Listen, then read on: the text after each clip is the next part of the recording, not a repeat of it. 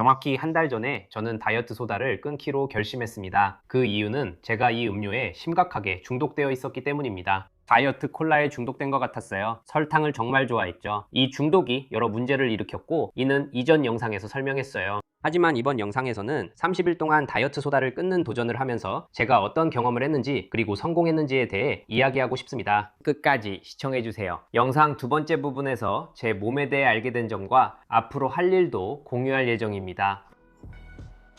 오늘이 첫째 날인데 아직 다이어트 콜라를 마시지 않았고 사실 지금 브라질의 멋진 호텔에서 2주 동안의 휴가를 시작하고 있습니다. 제가 인슐린을 넣으려고 호텔방 냉장고를 열었을 때 제일 먼저 본 게 뭔지 맞춰보세요. 다이어트 콜라였지만 저는 마시지 않았어요. 참고로 오늘 아침 일찍 또 다른 테스트를 통과했어요. 여기 오느라 장거리 운전을 했거든요. 주유소에 들렀죠.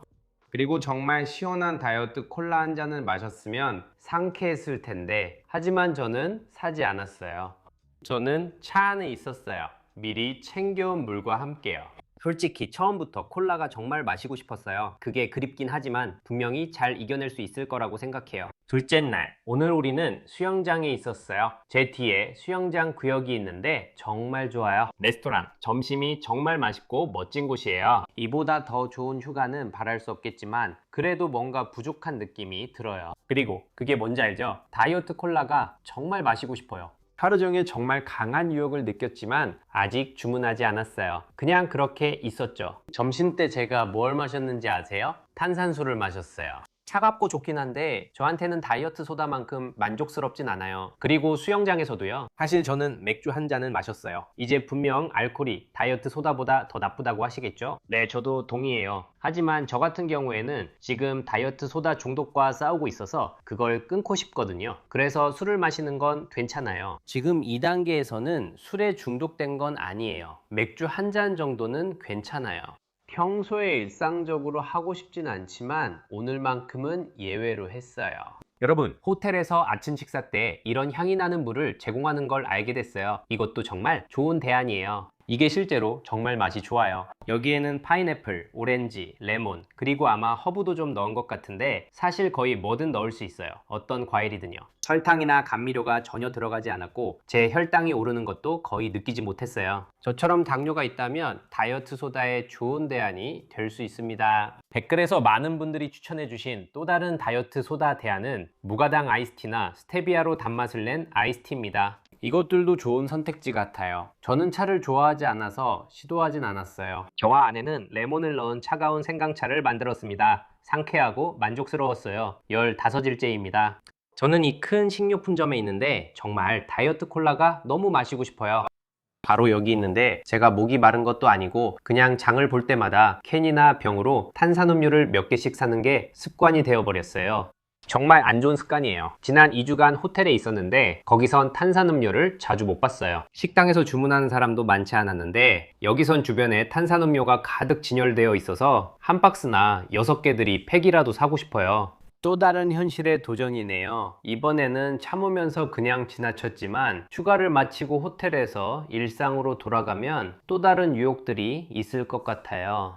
30일째까지 잘 버틸 수 있으면 좋겠어요. 여러분 안녕하세요. 오늘로 18일째입니다. 아직 다이어트 소다를 한 번도 마시지 않았고 저희는 호텔에서 체크아웃해 브라질 북부의 작은 마을에 있는 아내 가족을 방문 중입니다. 이곳에선 할 일이 없지만 18일 동안 다이어트 소다를 참은 제 자신이 자랑스럽습니다. 마지막 방문 때는 다이어트 소다가 유일한 즐거움이었지만 오늘은 생각도 안 났어요. 이제 12일만 더 참으면 되니 30일까지 함께 지켜봐 주세요. 할 수 있을 것 같아요. 오늘 30일째인데 해냈어요. 사거나 주문하지 않았어요. 몇 가지 배운 점을 나누고 싶어요. 이 경험은 식욕에 큰 영향을 줬고 단 것도 덜 땡기고 음식 욕구가 줄었어요. 저는 저탄수화물 식단을 지키려 노력했어요. 당뇨병 환자라 저탄수화물 식단이 혈당 유지에 훨씬 도움이 돼요. 이 도전을 시작하기 전에도 저탄수화물 식단을 했지만 식욕이 강했어요.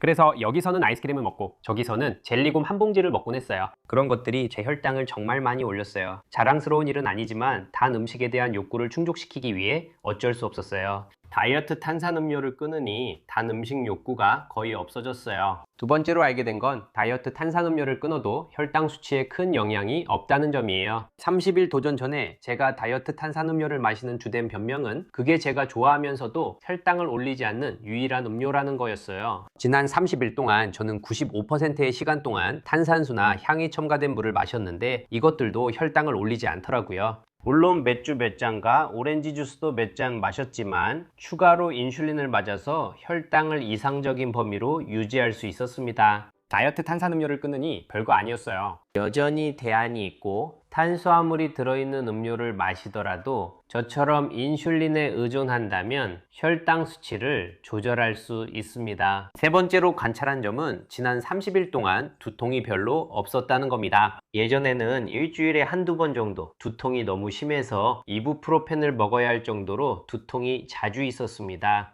그리고 저는 편두통도 앓고 있습니다. 한 달에 한 번 정도 편두통이 옵니다. 실제로 편두통을 겪어본 분들은 그 고통을 잘 아실 겁니다. 30일간 다이어트 탄산음료를 끊는 도전에서 저는 한 번만 가벼운 두통을 경험했습니다. 물론 이건 우연일 수도 있고 다이어트 탄산음료가 저에게 두통이나 편두통을 일으킨다는 증거는 없습니다. 하지만 그렇다면 저는 다이어트 탄산음료를 완전히 끊는데 더 큰 동기를 느꼈을 겁니다. 또 한 가지 제가 꽤 놀랐던 점은 전혀 피곤함을 느끼지 않았다는 것입니다. 펩시맥스, 코카콜라 제로, 다이어트 콜라, 그리고 다른 카페인이 들어간 탄산음료에 들어있는 카페인을 모두 줄였음에도 불구하고 저는 충분한 에너지가 있었습니다. 저는 오히려 이런 카페인 음료들을 마시던 예전보다 더 많은 에너지가 생긴 것 같았습니다. 다이어트 탄수화물을 끊고 나니 대부분 다른 음료들이 정말 지루하다는 점이 마음에 들지 않았습니다. 저는 약간 지루함을 느꼈고 특히 30일 도전의 초반에는 뭔가 확실히 빠져 있다는 느낌이 들었습니다. 제가 배운 가장 중요한 것은 제가 할 수 있고 자제력이 있고 중독자가 아니라는 것입니다. 여러분도 할 수 있습니다. 정말 기분이 좋고 이제 다음에 무엇을 할지 고민 중입니다. 계속해야 할까요? 아니면 다시 하루에 몇 캔씩 마시는 생활로 돌아가야 할까요?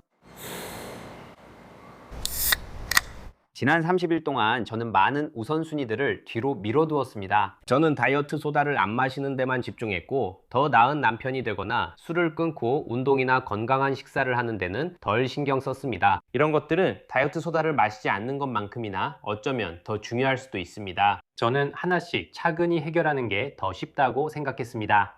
이제 다이어트 소다 없이도 살 수 있으니 다른 우선순위에 집중할 수 있습니다. 그래서 저는 계속해서 또 다른 도전을 해볼 겁니다. 이걸 더 이상 마시지 않을 거예요.